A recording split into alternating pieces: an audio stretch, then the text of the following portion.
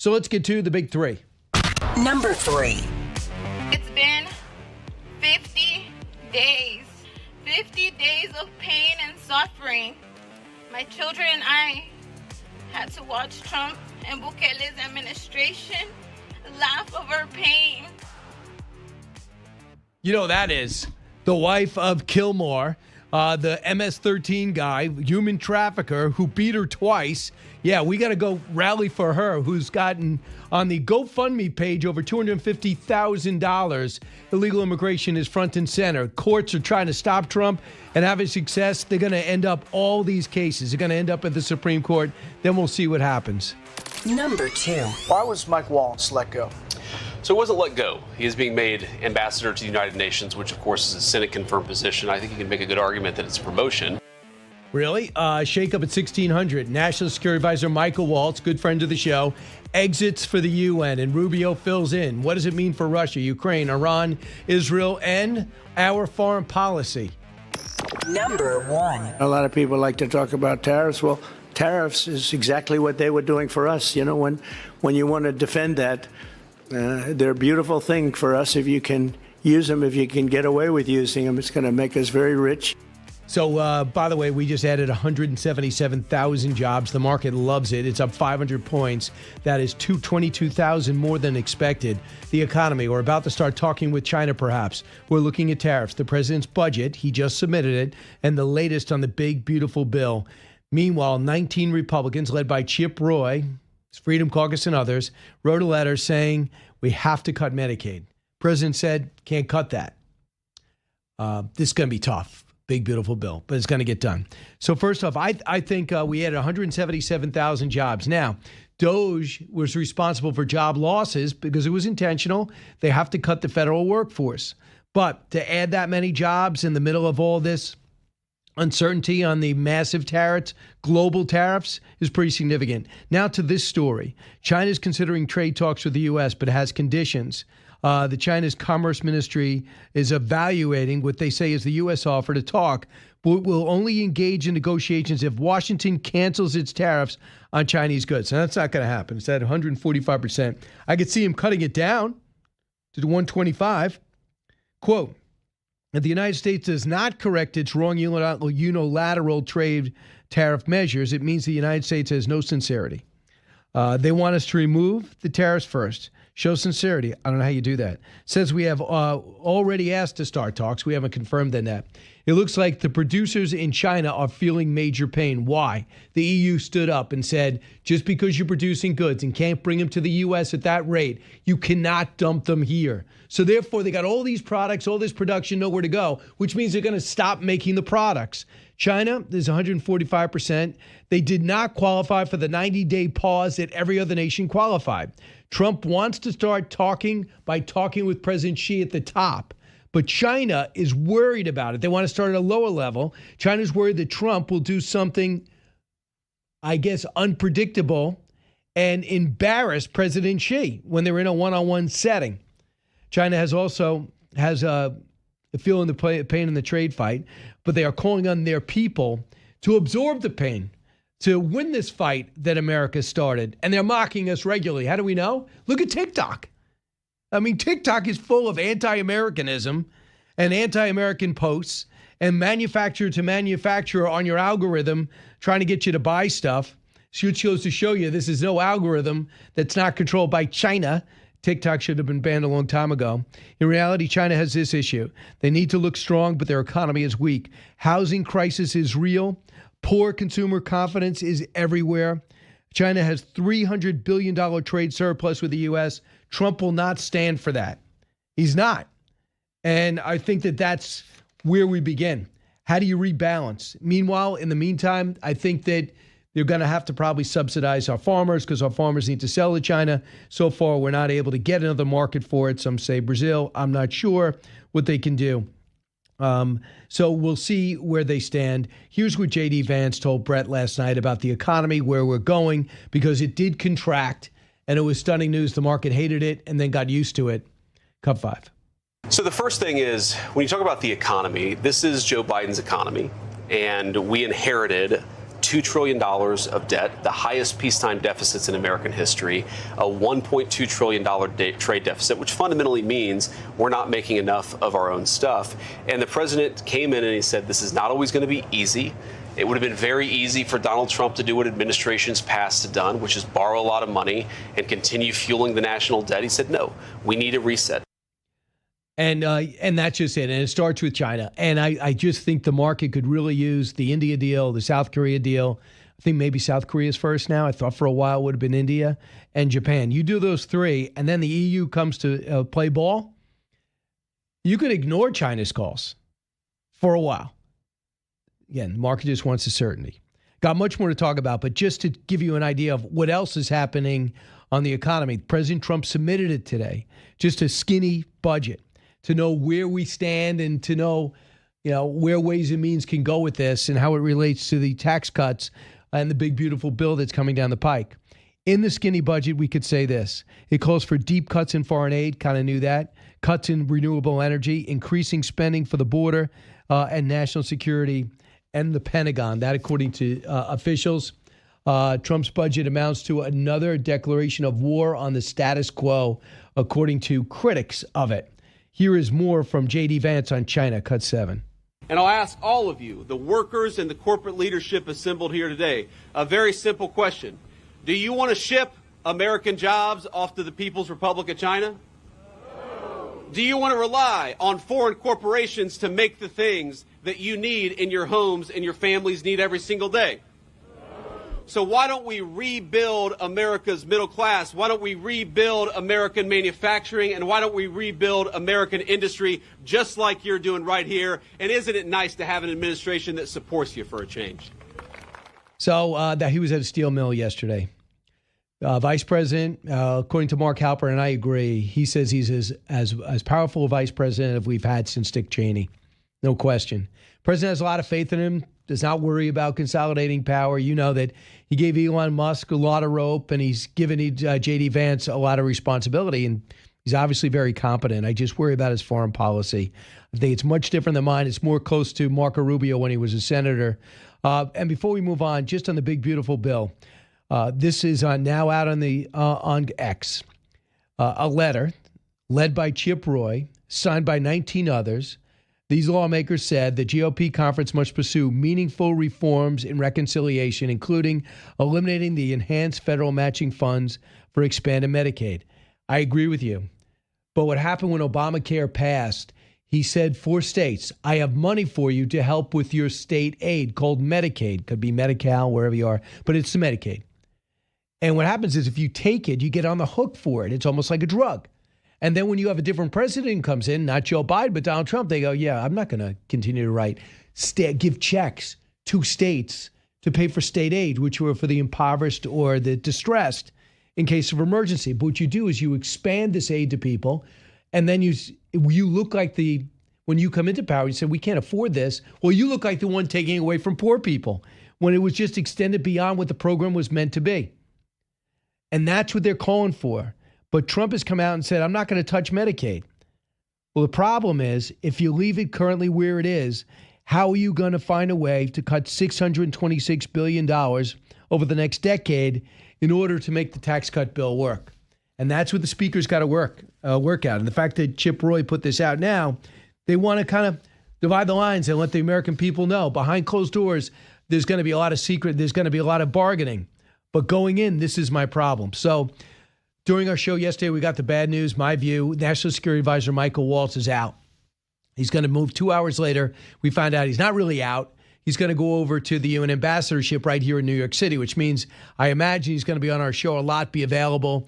And, you saw what Nikki Haley did with that job. I mean, it was a cabinet position for her. She really had a stake in foreign policy, let the world know where we stood. And I think she really made a lot of a name for herself there. And I think that Michael Waltz can make it work too. But the story behind the scenes is I'll try to bring forward, and we'll speculate and see what his confirmation will be like. When we come back, Congressman Randy Fine, we'll talk about Harvard, where he went, and the problems it's having right now. You're listening to the Brian Kilmeade Show.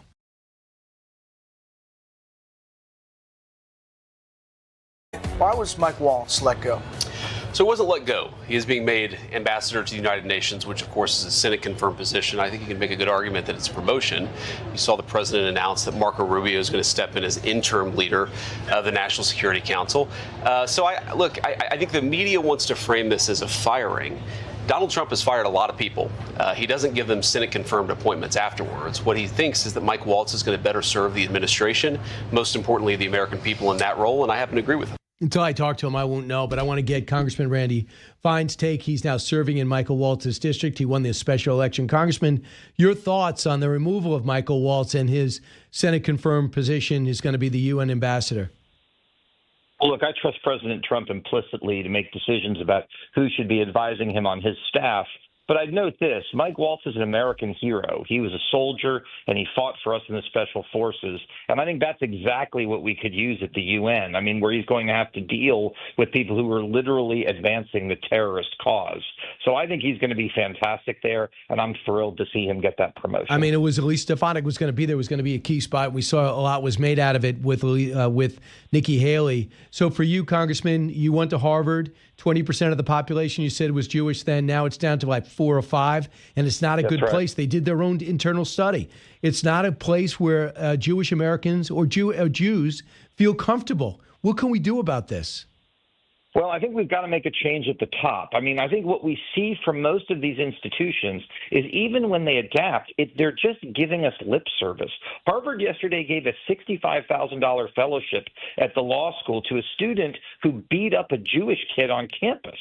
That kid should be kicked out of law school, let alone getting a fellowship. The problem we have in many of these higher education institutions is they believe in Muslim terror. They'll say they don't. They'll try to use the words we want to hear. But the fact of the matter is their boards of trustees, their faculty, particularly their liberal arts faculty, they don't like Israel. They don't like Jews. And frankly, they don't like America. And that's what we've got to start to solve.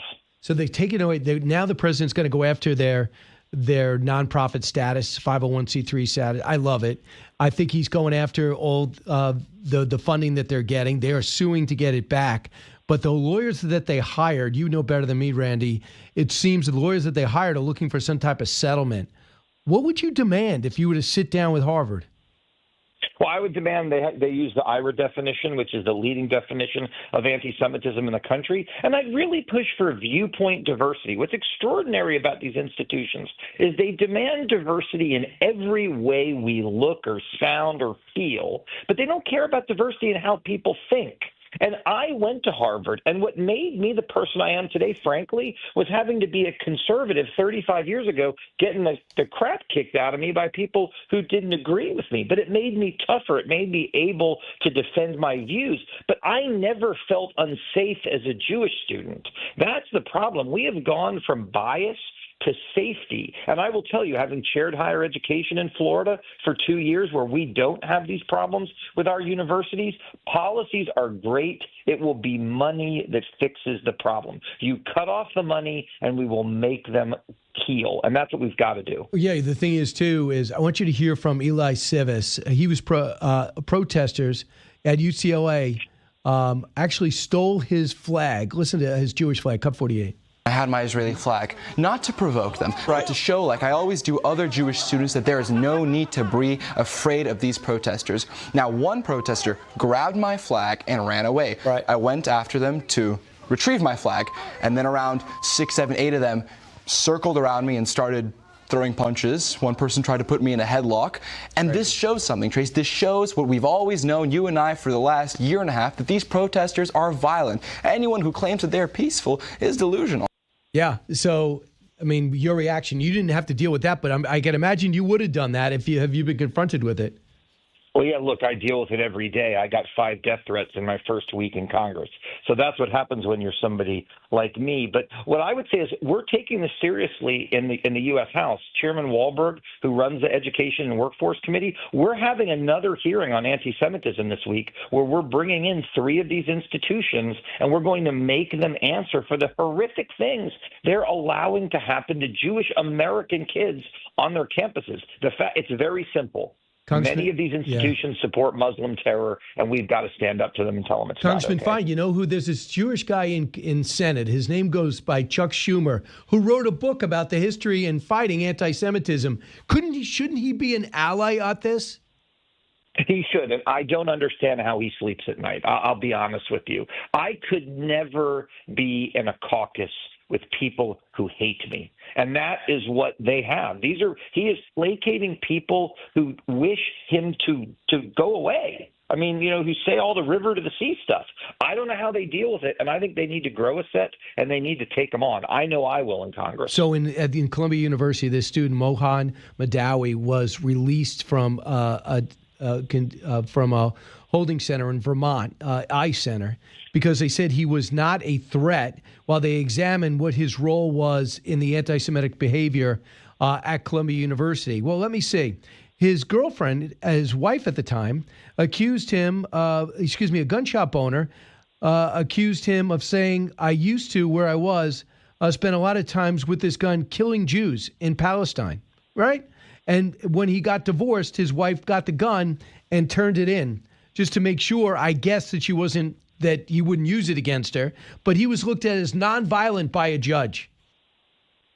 Yeah, because these judges are trying to fight everything that President Trump is trying to do. Look, in his first term, it was the deep state inside the executive branch. Now it's the deep state in the judicial branch. And we've got to make it clear, if you come here on a visa, student or otherwise, and you're going to hate America, hate Jews, foment violence, we kick you out and we send you home. They are guests in our house.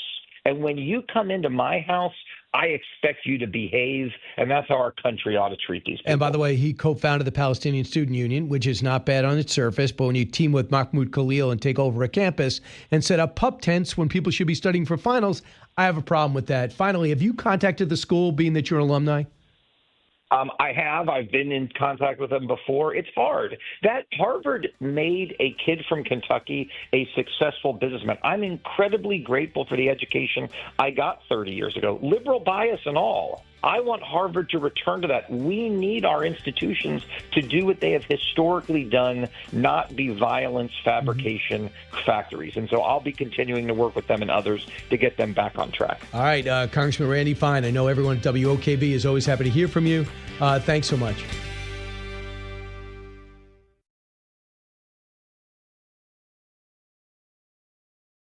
Olivia Reingold joins us now for the Free Press. Olivia, welcome. Thank you for having me. A lot going on in New York and around the country. First off, when you talk about what's happening in New York, the president's had a lot of focus on Columbia, Harvard, and Yale. What's going on these college campuses? You told me you went to journalism school at Columbia. I did, yeah. So bring us onto the campus when you went there and tell me how it might have changed now. Yeah, so when I went there were definitely hints of what was to come, where I remember at least once I had a pitch shot down because it was considered racist. Honestly, it's a little complicated to get into, but I think it was racist that they considered it racist. Yes. Definitely over abortion. I mean, they considered the job of a reporter, especially when it comes to abortion, to expose the corruption of the pro-life movement. So it's very easy to see where the social justice roots come in. I went there pre-BLM, and from what I've heard from students who have gone there after BLM, I mean, in my head, I call it the Columbia School of Propaganda, because I think it really is to train the next generation of journalists how to help progressive movements and make liberal cases through reporting. So this guy, this student, Moshan Madawi, right, who is a co-founder of a Palestinian group on campus that helped lead the takeover of the encampments and everything else like that, was let go out of an ICE facility in Vermont. They said he's not a danger. However, they do have a gun store owner who says that he told him that he used this gun to kill Jews. Right. Seems to me that's in danger. In fact, when he broke up with his wife, she turned in his gun because she was concerned about her welfare. These are two incidents you would think a judge would say, hey, listen, until we determine your legal status, we should probably hold on to you. So Okay, those instances are news to me. What I can say is that I did embed within the Columbia encampment. I probably spent, 4 or 5 days there, sometimes blending in as a student. And I saw an interview in which that student was really shocked by the descriptions of the encampment being anti-Semitic, and it absolutely was. I mean, really what they stood for was a sanitized, westernized version of the actual Hamas doctrine. It's very hard to distinguish where Hamas's ideology begins and where a lot of the ideas that were floating around that encampment stood for. So, the student, personally, I am conflicted about what should happen regarding his immigration status, but I mean, it's clear as day. The group is extremely radical and anti-Israel. Right, and Columbia started it, and they let that $400 million frozen, and they said, okay, what do we need to do to get that money unfrozen? Trump is saying we're going to look at everything, including your curriculum. They don't know how to handle that. This is an all-out. This is an attempt to straighten this whole thing out. The poison ivy part of America. Right. And I mean, personally, I'm also conflicted on this. I mean, should the government be telling you what's really an aggressive and a slippery slope. But at the same time, I mean, next semester, there are already classes slated on settler colonialism that use Israel as an example. And so I'm not quite sure how you get the rot out. I'd like to think that you get the rot out just by open debate and exchange of ideas, but anyone suggesting that Israel has simply the right to exist is shut down on campus. When you embedded, they said they called themselves the Gaza Solidarity Encampment. Yeah. And when the Iranians come out and thank you, and when Hamas comes out and thanks the students in America, isn't that isn't that telling? I mean, here's the thing. I think they are so confused that they actually might think that that's a plus for them. I mean, when you speak to a lot of these students, I'm not sure if they would even. I think they outright support the Iranian regime at this point. To be honest. Now think about that. What education could you possibly have? The people of Iran hate their regime. But we so here wild. in America, Yeah. like the Grand Ayatollah, if you're a woman, do you think you'd thrive in Iran? Right. Do you think any of these women would thrive? Right. I'm so Right. tired of having rights and freedom to speak and pick out my own outfits. Right. And I mean, women is one thing, but when I was walking along the encampment, there were tons of signs.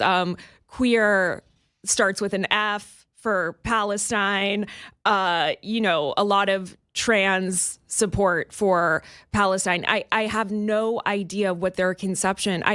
Because you know how they feel about homosexuality. Yeah. I like we were talking about the pitch that it was racist, that they thought it was racist. I think that this is I think that they think that the Palestinians only believe or are only anti-LGBTQ because of Western oppression or something like that, instead of it being a sincere belief. Right. It's so confusing. They're trying to give them a bailout for so bizarre. their archaic beliefs about human sexuality, when in turn, if you were gay, they would say, what roof do you want us to throw you off of? Exactly. So we'll see what happens. And as I mentioned before, Professor Mike Waltz was sitting in your seat. Right. He's very well-known author and professor at Columbia. Yeah. And he said that he believes the majority of the faculty think Israel was a huge mistake. And they got the job, and they're teaching elite students that you need to get fantastic grades in order to be an undergrad. They're looking at the foreign students, why they're chosen, what the school is getting from other countries. This is long overdue, but it's being hit. Harvard is being hit extremely hard. They're suing back. And Yale, last Wednesday, with all this scrutiny, still could not control their student body who came out against who came out for anti-Semitism. Yeah. On Yale, they were shouting "Glory to our martyrs," which is so bizarre. And most of the kids that I've met who are chanting this stuff, they're on Zoloft, they're using daddy's credit card, and yet they are basically shouting Allahu Akbar in the streets. It's crazy. So you would think you're dealing with a naive culture of like the Bowery Boys, the uneducated without parents living in an orphanage. But you're talking about kids highly educated, right, with a lot of options who get into an elite school, and their choice to go with that barbaric way of thinking is insane. Did they even read about 9/11?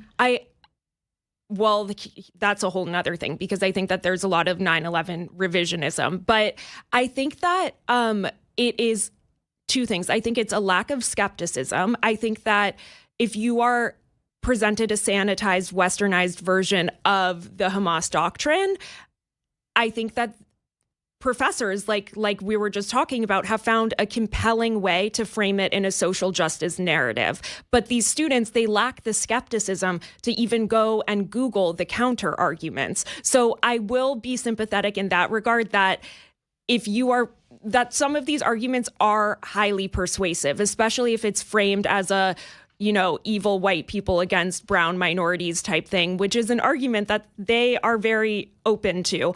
The other thing is, obviously, there's so much social clout to believing these things. And when I was on, when I was in the encampment, it did kind of make sense that for a generation stunted by the pandemic, I mean, this was fun. It's a chance to connect for them, to paint their nails for Palestine, to chat with friends. And so it's also a point of social connection, I think, is what's driving it. The Al-Qaeda color scheme wasn't attractive? Yeah, exactly. I'm not sure.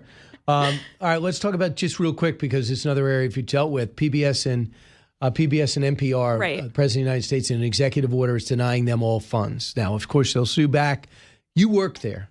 Is he right to do this? Is he right to feel as though both those organizations, instead of being unbiased, are biased against Republicans and him?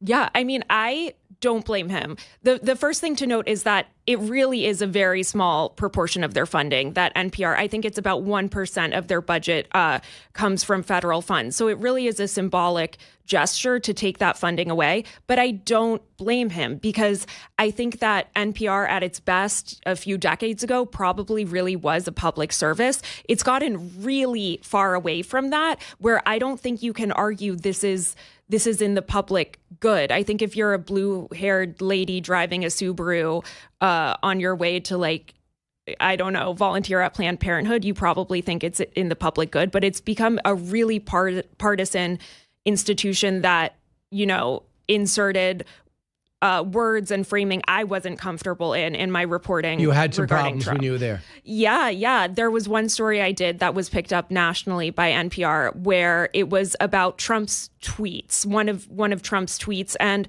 I spoke to local Montanans, because I lived in Montana at the time. And no one I spoke to thought that these tweets were racist. And yet, when I saw what the NPR, the national editors, had done to my story, the headline they gave it had the word racist in the tweets. So yeah, I think Trump is not wrong to consider it a hotbed of propaganda. In New York, you're also covering this Luigi Mangione situation. We watched him in cold blood shoot the CEO. And by the way, no problem with the CEO. He has no history with him. Just stalked him and killed him. Ran. Right. Planned it. Plotted it. Right. So he's looking at the death penalty. He wants to get rid of state charges, federal charges. But not only is he not vilified, he is lauded, and they even doing a play about Mangione. Yeah. Could you tell me about this? Well, first of all, not a play. It's a musical. They've got some musical. They're singing about him. And it's inspired, musically, it's inspired by the show Chicago, which is has a little va-va-voom energy to it, because, Luigi is considered a sex symbol, honestly. And yeah, the makers of the musical have really been careful to say we're not valorizing Luigi Mangione. But I read this quote one of them gave where he said, OMG, it is so campy, the whole good guy with a gun thing. I don't know what they're talking. This is not the Met Gala. This is not, they were talking about it as if this is like a episode of RuPaul's Drag Race or something, as if it weren't a murder.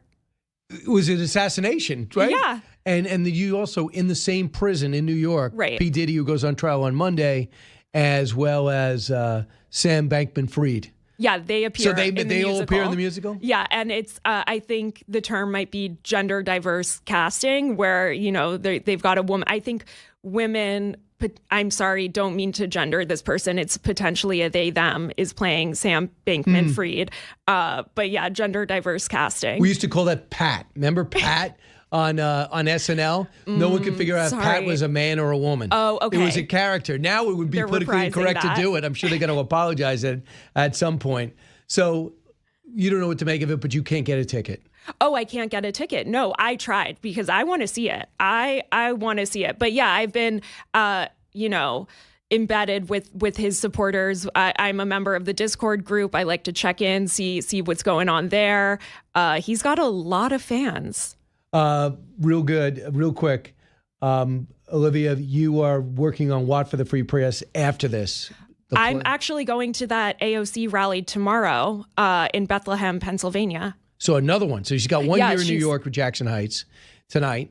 Yeah, I guess so. Wow, I didn't even know she's and then she's going to go to Pennsylvania. Yeah. Is that the oligarchy tour? Fight in the oligarchy. Fight in the oligarchy. Bernie Sanders, yeah. We'll find out can Democrats figure out what oligarchy means, because there's a school of thought from the Senator Slotkin of Michigan, don't use the word oligarchy. No one knows what it means. To be honest, I don't even really understand what they're trying to do with that. I don't either. I think that's going to be my question when I go there is, do you guys know what this means? Right. Yeah. Because some rich people are volunteering to work with Trump. They just say they're all volunteer. David Sachs, right. Elon Musk, right, and some others. Right, and yet they're flying private everywhere. You got to like John Kerry says, you got to be, this is the only way for me to travel. Right. Right. And for you too, Olivia, I encourage you to tell the Free Press. They'll reimburse you. Gotta fly private there. Yeah, they'll reimburse you, I'm sure. Olivia Reingold, thanks so much. Great to meet you. Hope we do this again. Yeah, good to meet you too.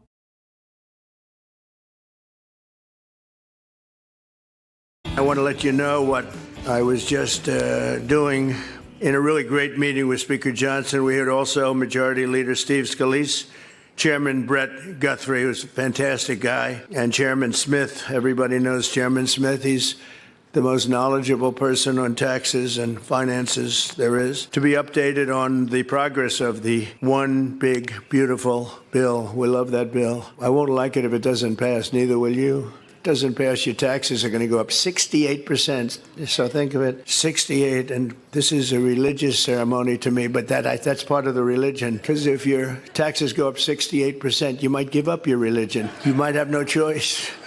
You'll be working too hard to try and make it. And that's the Democrats. That's what they'll give you. They'll vote against it. It's not even believable. It's called Trump derangement syndrome. So the President of the United States is moving on a bunch of fronts. He got good news on the job number. Well, America got good news. We had 177,000 jobs. Experts predicted 152 would be great. So it's like 49,000 above what they thought. So people have speculated, even people of negative people like Mark Zandi. He said if it's 150, the economy's fine, and it is. So the markets respond. It's almost up 500 points. We're well over 41,000. At the same time, there's some movement with China. There's some parameters being laid out where we would begin talks. Clearly, some indications that even we can get out of that suffocating country that they are really hurting. And the EU pushing back on dumping all this material there that they can't sell to us has really helped us and strengthened our bargaining position. At the same time, moving is Congress on a big, beautiful bill that they have nicknamed it, that is supposed to extend the tax cuts and do more and be passed by the House, maybe before Memorial Day, and then we'll see what happens in reconciliation with the Senate. But there's some non-starters, one of which is SALT, which means you get off for get tax breaks for state taxes, is not included. There's a lot of people in blue state, Republicans in blue states who won't sign on to it, one of which is Congressman Mike Lawler of New York, 17th District. Congressman, welcome back. Thanks for having me, Brian. Congressman, so I'm sure you know that Chip Roy put a letter out there signed by 19 others. Lawmakers said that the GOP conference must pursue meaningful reforms in reconciliation, including eliminating the enhanced federal matching funds for states and expanded Medicaid. I mean, that's his Waterloo. You got yours with SALT. How are you gonna just find a way forward with all these differing agendas? Well, look, this is democracy, right? This is why we have a constitutional republic. You have 435 members in the Republican conference, 220. and we're going to have to duke it out and negotiate and come to consensus. None of us are going to get everything we want out of this, but there's going to have to be a give and a take. And, ultimately, on the issue of Medicaid, I've been clear. I have no problem with eligibility verification, citizenship verification, work requirements. But when you start talking about changing the FMAP floor, changing the federal share, you are going to undoubtedly impact people who are, in fact, eligible. And that I do not support. And I've been very clear about that with leadership. I've been very clear about that with the White House. And by the way, the president agrees with us. He does not want to be kicking people off Medicaid. This is a vital lifeline for folks. When you look at our total federal spend over the next 10 years, we're projected to spend $86 trillion. We are talking about upwards of $1.5 trillion in savings. That's about 1.7% of the total federal spend over these 10 years. The question is how do you get there? What programs are you willing to look at? What changes are you willing to make? And whatever that number ends up being, that can get to 218 votes, that's what the number will be. But in the absence of that, if you can't get 218 votes, you're not going to have a bill. And so to me, this is, everybody's going to have to negotiate in good faith. When it comes to the issue of SALT, I've been very clear that this is a red line for me. There has to be a fix. Leaving the cap at 10,000 is unacceptable. Well, was it zero, right? Well, no, it was unlimited. It was unlimited prior to the Tax Cuts and Jobs Act, and you were able to fully deduct your state and local taxes. No, I know, but before that, didn't they originally pass it and have zero break for state and local taxes? Oh, they were originally pushing for zero, yes. Yeah. But again, this was a pay for, Brian. This was a pay for the Tax Cuts and Jobs Act. They needed to find funding to pay for other provisions, so they decided to cap your ability to deduct your state and local taxes. They doubled the standard deduction, and for many people, that was sufficient. It helped cover them. But for a lot, especially in areas like mine or where you live out on Long Island, it most assuredly did not cover because we have high property taxes, a high cost of living, and folks can say, oh, well, that's just bad blue state policies and stop voting for Democrats. Well, agree, stop voting for Democrats in blue states that want to tax and spend. But the fact is, if you look at a state like South Carolina, a great red state that everybody loves to put up on a pedestal, they get more money from the federal government than tax revenue they send to the federal government. New York is the reverse. New York sends more money to the federal government through taxes than we get back in services from the federal government. So we are a donor state. So this idea of, these bad blue states, I don't want to subsidize them. Well, if we want to start talking about subsidies, then we can start pulling federal dollars from states that don't send tax revenue to the federal government. So let me ask you this. You're the expert in this area. When Obamacare passes, he offers states grants to expand their Medicaid eligibility. And it's almost like sending out heroin. They go, really? So I could expand it, get federal money, and expand the amount of people eligible for Medicaid. And in a way, Medicaid has outstripped what it was intended to do. It's supposed to be state aid for those in need. With federal aid coming in, did it expand the eligibility to an unsustainable way? Oh, there's no question. The Medicaid program has exploded in terms of cost. And if you look at a state like New York, they spend 83% more than the average of the other 49 states. So New York needs to get its Medicaid program under control. It's not sustainable long-term to continue to spend at the levels that New York does. They just proposed a $254 billion budget. But if the federal government, which whether we like it or not, Obamacare passed, and it did not get repealed. And so a lot of people over the last are counting on it. Are counting on it. And so you would be taking away health care from individuals who rely on this vital service. Mike, could you say? Mike, could you say this? Could you say this to the states? Pay for it yourself. Keep the same people, but find a way to pay for it yourself, because that was somebody else's policies. It's not mine. It's state aid. Pay for it from your own coffers. The problem with the expansion population, the federal government is paying 90% of the share. So that would be a massive cost shift onto the states. And again, New York relies on, I think, about $90 billion in federal aid. It would be a significant shift to do in one fell swoop to say we're cutting off your federal aid. That just will not work. Are there reforms that need to take place? Of course. The whole healthcare system is out of whack. You look at what Obamacare was intended to do. It was intended to do two things: address access and affordability.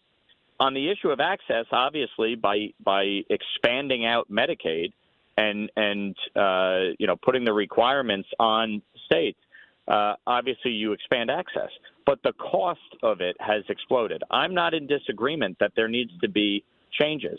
But the question to me here, if you are going to change the FMAP share, the federal share of Medicaid, you are shifting the cost onto the states, which, by the way, means our property taxes are going to go up, which is all the more reason that you need SALT relief. New York is the only state left in the country that requires the counties to pay a quarter of the cost of Medicaid. So we, Brian, you, me, those of us living in New York would get absolutely hammered in our property taxes to pay for that cost share. I'm not willing to do that. I'm just not willing to do that.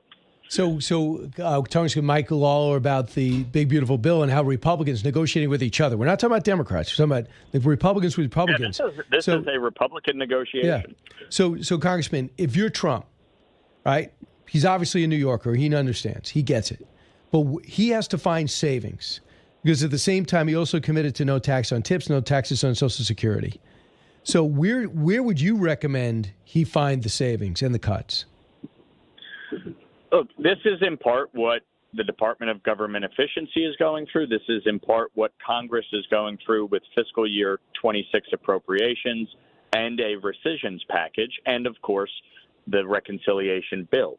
Each committee is going through that work right now. I'm on financial services.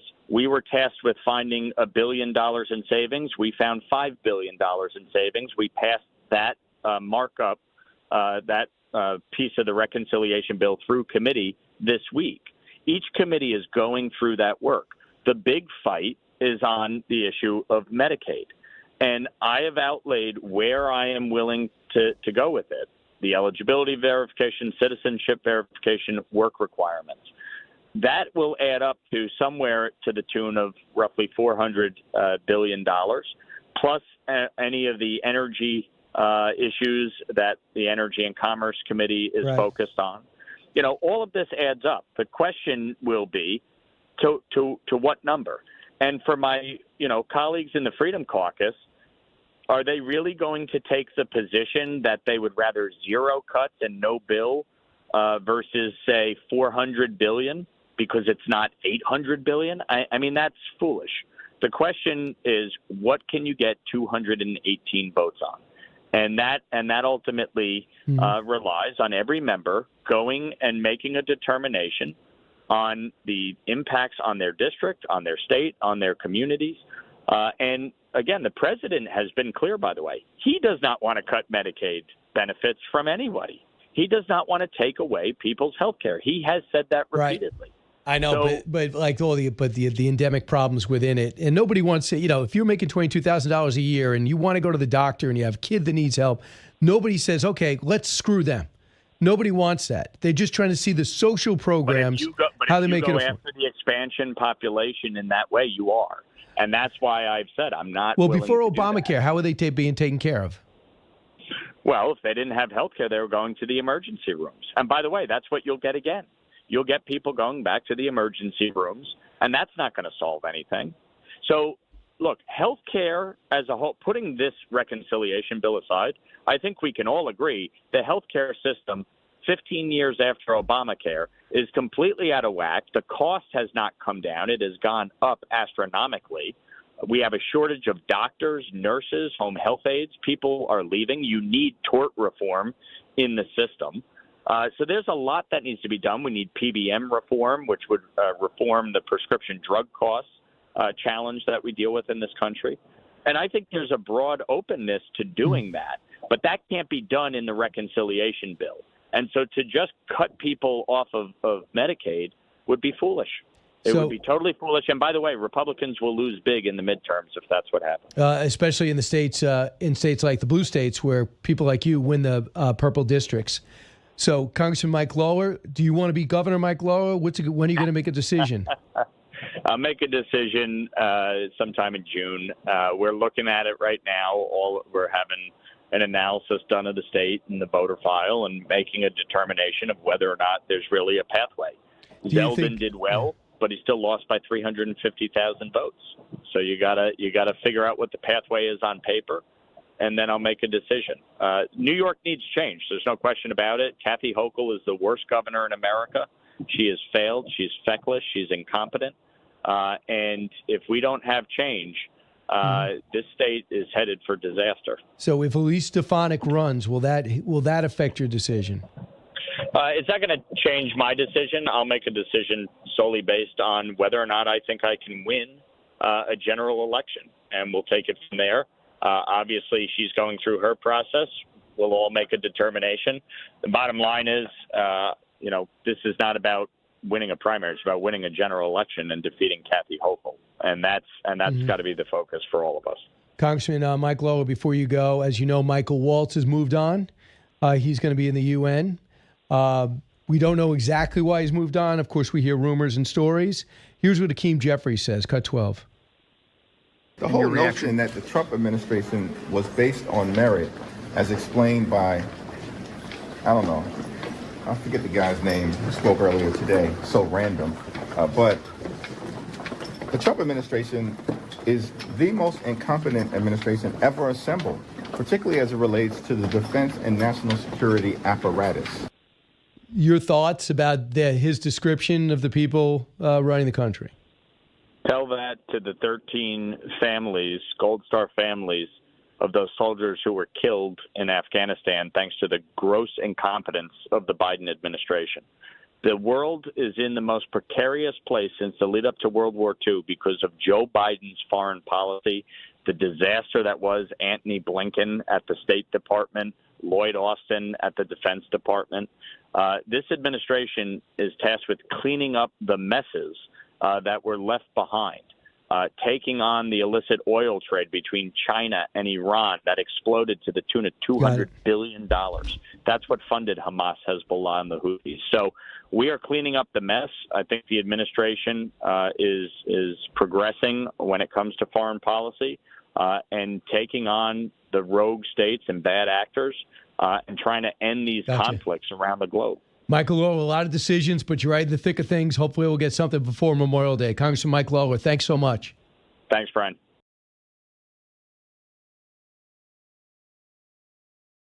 But I also was on the ticket, quite honestly, because I could code talk to white guys watching football, fixing their truck, doing that I could put them at ease. I was the permission structure to say, look, you can do this and vote for this.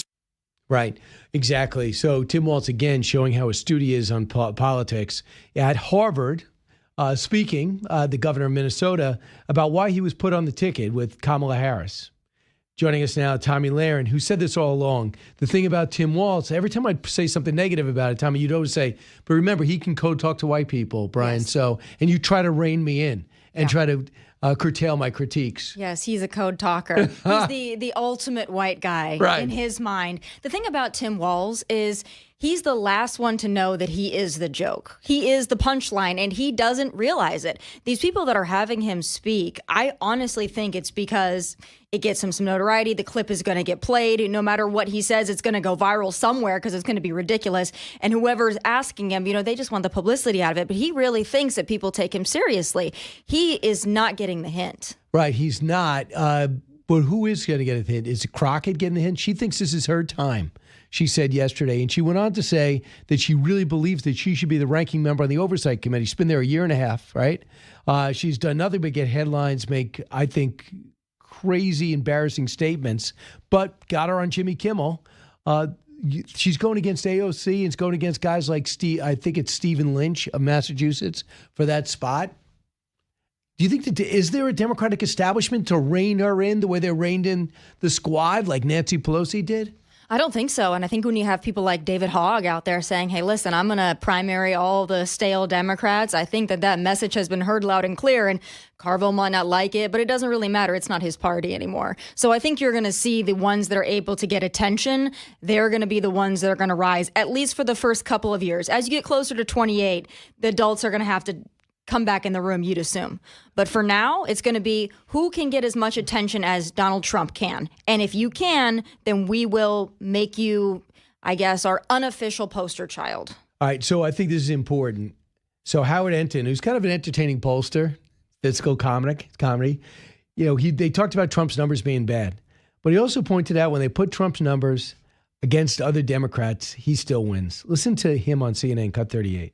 If Democrats think that at this particular point, just because Donald Trump is unpopular, that they're going to run away with it like a Heisman Trophy winner, that is not necessarily the case. These numbers should be a major wake-up call for Democrats. Despite Donald Trump's unpopularity in the polls, when you actually go up against him and you put Democrats' names against him, when you put Republicans as a whole up against him, Republicans and Donald Trump do considerably better. And that is why Democrats, in fact, cannot count their chickens just yet, because those eggs have not cracked at this particular moment. That's pretty much it. It's like, okay, you don't like this. Okay, that's pretty expected. 50% of the country didn't vote for you. And then he's doing controversial. Every time you do make a decision, you could be FDR and Lincoln. You're going to tick somebody off. So when you get in and actually do the job, you're going to do it. And then when this guy was smart enough to put him against Democrats, there's no one regrets what's going on right now. And there's no real big surprise, is there? No, and I also cannot figure out the alternative that Democrats are providing for anybody. You don't like deporting illegal aliens. Okay, we get it. You don't like tariffs. You don't like, I guess, a minerals deal in Ukraine. You don't like anything that he's doing, but you have no alternatives. The only alternative that's being provided is by Bernie and AOC, who are saying free things for everybody. That's the only alternative I'm hearing, because they don't offer anything else. So if you hate everything he's doing, you have to have an alternative. They have none. Mm-hmm. It's just, we hate him. Well, that's going to get old, and it's gotten old. And you're not providing anything for anyone to get excited about. So they're looking to dig in on certain areas. For example, the deportations. And Kilmeade Abrego Garcia is the one they were diving into. Not so much this week as prior weeks. But this week, last night, Fox Digital was able to obtain video of the 2020 pullover by a state policeman when this Maryland man was able to pick up at least 8 people from Texas and looked to be driving into, I think, Illinois, in order to human trafficking. Now, it's not Tomi Lahren saying this, Tommy. It's not Brian Kilmeade saying it. The cop at the time looked into the camera and explained what he was seeing. They shut down the camera for 10 minutes, at which time we understand they called the FBI. The FBI said, take pictures, let him go. That's Christopher Wray's FBI. Yeah. And it was in Tennessee, which is my home state, which really bothers me because I'm wondering how many more Kilmeade Abrego Garcias were doing the exact same thing in Tennessee or any other state. And you have your great law enforcement officers calling in saying, we see this as a problem. And they're like, yeah, let it go. It's catch and release in every instance. But you realize that you're letting these people just go, and who knows what they're going to do. Particularly for me, when living in Tennessee, I'm like, so this guy was just driving through my state. Who knows what else he was going to do? Who knows the people he's got with him? We're a tourist state. We're the bachelorette capital of the world. You're just going to let these people just go on and just hope for the best? I mean, that's really what it was. Like, we'll just hope for the best. Right. So you think that right now, possibly some Democrats are wondering, should we go into bat for this guy? Well, it's due process, Brian. That's the new. It's not Maryland man anymore. It's due process. I think that's a hard sell to your everyday American. It was still Maryland man today in the Washington Post. It still said Maryland man because evidently there's a pushback among his story is written up today's Washington Post where they talk about a 16-year-old fleeing from a gang, rival gang, getting to our border and getting in, and the relief the family felt because they were being harassed so significantly over in El Salvador. Ilhan Omar was asked by a reporter, the Daily Caller, is she still going to bat for Garcia? Cut 39. Do you think more of your Democratic colleagues should be traveling to El Salvador to advocate on behalf of Rodrigo Garcia? I think you should off. Yeah, that's I'm sorry, what, Congresswoman? Who should? You. Why me? We're not taking any questions right now, but here you go. Yeah, thanks. I love that he goes, really? Which I makes him repeat it and then said, why should I do that? Like, what did I do? I love it. Like, does she think that that's a good PR move, or has the squad hit their head on the ceiling? They're so hostile and they're so just unpleasant and nasty. And they've always been that way. They're never happy. I've never seen them happy. Look at the kid she raised. Yeah. That angry kid protesting at Columbia. Yeah, it's anger and it's a hatred for America, which is incredible because you're somebody who really benefited from the compassion of this country. That's a whole other thing, though. Democrats will still go to bat for Kilmeade Abrego Garcia. They'll just say even the worst of the worst get due process. And it just so happens that due process is going to take 30 million years. But you know what? That's fine. Due process. So Senator Chris Van Hollen, who famously went over there and did every Sunday show 2 weeks ago, was asked yesterday, now that it comes to light about two separate domestic abuse charges where his, I don't know, are they married? Yeah. Okay, they're married. Beat her twice, where she's scared for her life, and then he got an order of protection 2 separate times. And now we find out about the trafficking caught on video. Cut 23. I have repeatedly said that we're not vouching for Kilmeade Abrego Garcia.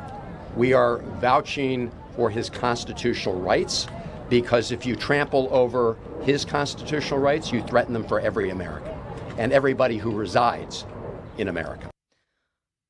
Really? Are my rights in danger if the human trafficker here illegally who beats his wife and joins a gang, if he gets deported, I'm going to get deported?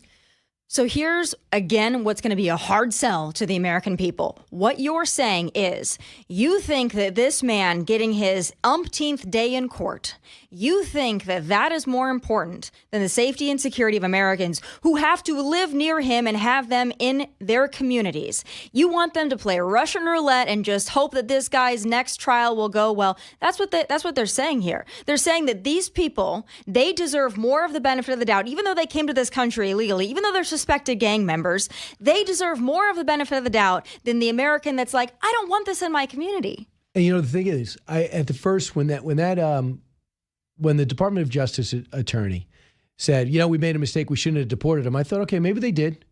But the more you think about it, they didn't make a mistake. He was on the list of MS-13 people on slate to be deported that the previous administration had no interest in doing. So they get to him and they say, yeah, well, even if you looked at it and say, why can't he go to El Salvador? Well, the gang, his rival gang, is no longer in existence, and his gang is literally all jailed. So we'll send him to the jail where they can have meetings again. So he's gone, right? Trafficking, domestic abuse. He does profile exactly the same way. So I don't know what they're talking about overall, but I think if they dig in, it's a huge mistake, and I think the president knows that. You have to do Outnumbered, right? I do. Are you going to play yourself on that show? I am, and I'm wearing black today as my color on the wheel, if you couldn't tell. So I decided to bring, you know, the I guess the positive vibe of black to the other colorful ladies on the table. Can I play one more bite before Please. You go? So we pointed out that Ilhan Omar isn't the future, that AOC might be popular, we'll see. That we also pointed out Kamala Harris in the past, terrible speech this week. But what about Wes Moore? Okay. He was on The View. Listen to what he said, cut 42. I think that means you have to run. Are you going to run? I